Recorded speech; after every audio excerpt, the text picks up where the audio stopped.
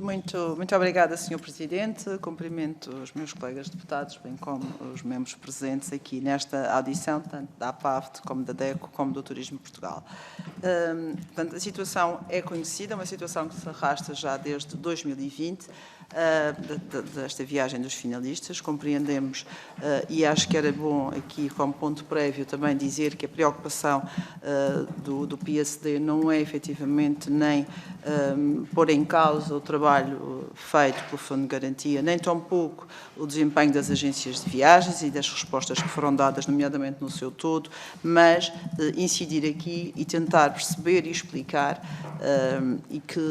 explicar publicamente e também, se calhar, conseguir uma resposta para todos os intervenientes, todos os lesados que, efetivamente, que ainda não têm a sua situação resolvida, que o que se queixam é de, além de não terem recebido as verbas que lhes são devidas por direito, por lei, também não terem qualquer resposta. E, portanto, é nesse sentido que nós fizemos este pedido de audição. Como é conhecido, a partir do momento, não obstante todas as fases anteriores, de emissão de vouchers ou de reagendamentos de serviços, que também era previsto, a partir do momento em que a empresa entra em insolvência, é de direito que os lesados possam recorrer ao Fundo de Garantia. E,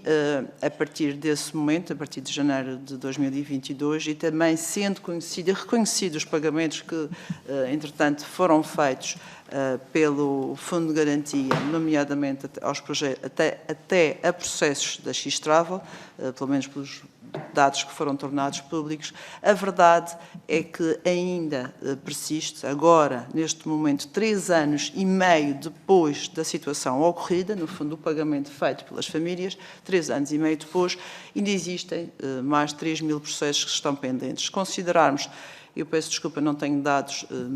muito precisos, o que eu vou usar aqui são estimativas e, portanto, também aqui peço alguma condescendência na avaliação dos mesmos. Se considerarmos 3 mil processos que estão pendentes e que se arrastam neste momento, ou nesta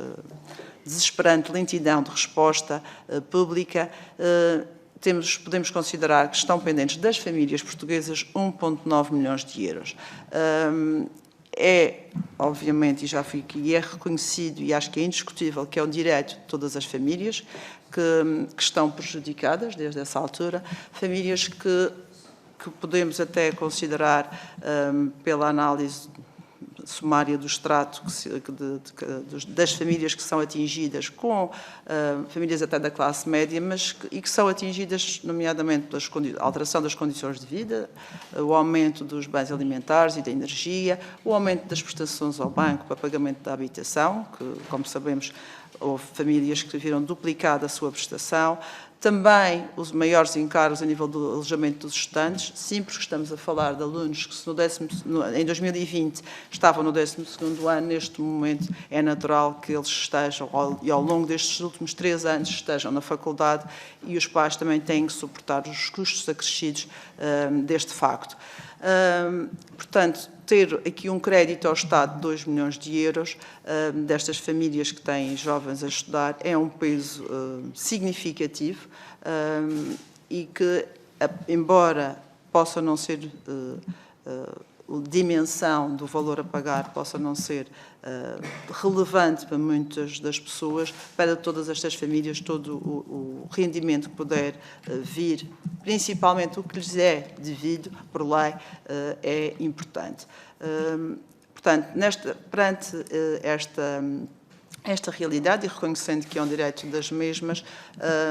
e é conhecido também que legalmente o processo está todo, já foi homologado a sentença da falência da X-Travel, é direito de utilização do Fundo de Garantia, penso que aqui isto é tudo discutível, e por isso é que o PSD, em março deste ano, pediu esta audição. Aliás, pediu audição ao Sr. Secretário de Estado do Turismo, o Partido Socialista inviabilizou e propôs ou orientou que, se fosse com a Comissão Arbitral, então estaria disponível para viabilizar. E para nós, obviamente, para o PSD, o fator principal aqui é resolver o problema dos lesados e, por isso, concordou e estamos aqui. Temos conhecimento que, além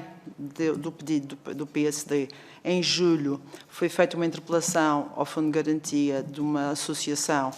sem fins lucrativos de defesa do consumidor. Também temos conhecimento que, também em julho, talvez pela pressão que foi feita, nomeadamente por este pedido de audição e pela interpelação do Fundo de Garantia, ou não, isso é uma questão que nos podem esclarecer, foi enviado um e-mail a solicitar